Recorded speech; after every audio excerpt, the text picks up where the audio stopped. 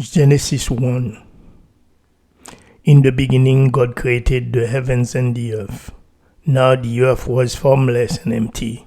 Darkness was over the surface of the deep, and the Spirit of God was hovering over the waters. And God said, "Let there be light," and there was light. God saw that the light was good, and He separated the light from the darkness. God called the light day, and the darkness He called night.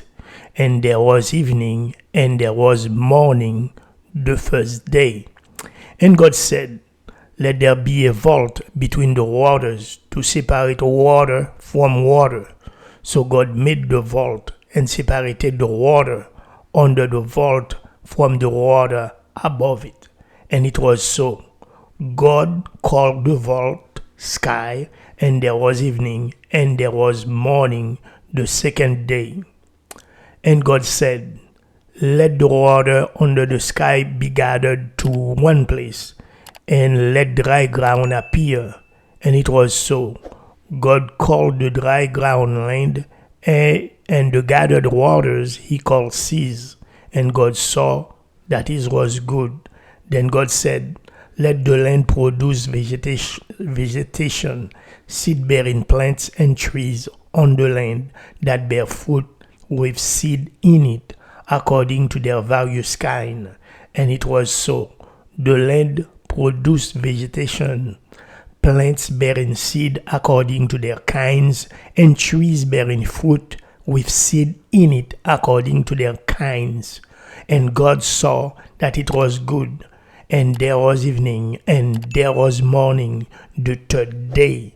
And God said, "Let there be lights in the vault of the sky to separate the day from the night, and let them serve as signs to mark sacred times and days and years, and let them be lights in the vault of the sky to give light on the earth." And it was so. God made two great lights, the greater light to govern the day, and the lesser light to govern the night. He also made the stars. God set them in the vault of the sky to give light on the earth, to govern the day and the night, and to separate light from darkness. And God saw that it was good. And there was evening, and there was morning, the fourth day. And God said, "Let the water teem with living creatures, and let birds fly above the earth across the vault of the sky." So God created the great creatures of the sea and every living thing with which the water teems and that moves about in it, according to their kinds, and every winged bird according to its kind. And God saw that it was good. God blessed them and said, "Be fruitful and increase in number, and fill the water in the seas, and let the birds increase on the earth." And there was evening, and there was morning, the fifth day. And God said, "Let the land produce living creatures according to their kinds, the livestock, the creatures that move along the ground, and the wild animals, each according to its kind." And it was so. God made the wild animals according to their kinds, the livestock according to their kinds, and all the creatures that move along the ground according to their kinds. And God saw that it was good.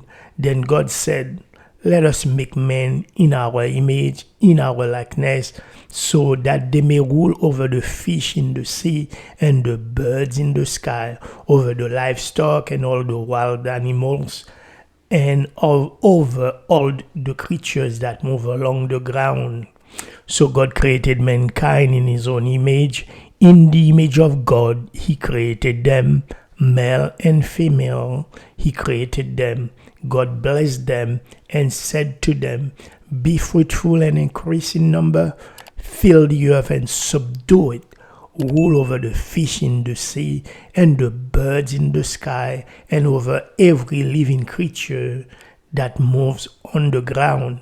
Then God said, I give you every seed-bearing plant on the face of the whole earth, and every tree that has fruit with seed in it, they will be yours for food. And to all the beasts of the earth, and all the birds in the sky, and all the creatures that move along the ground, everything that has breath of life in it, I give every green plant for food.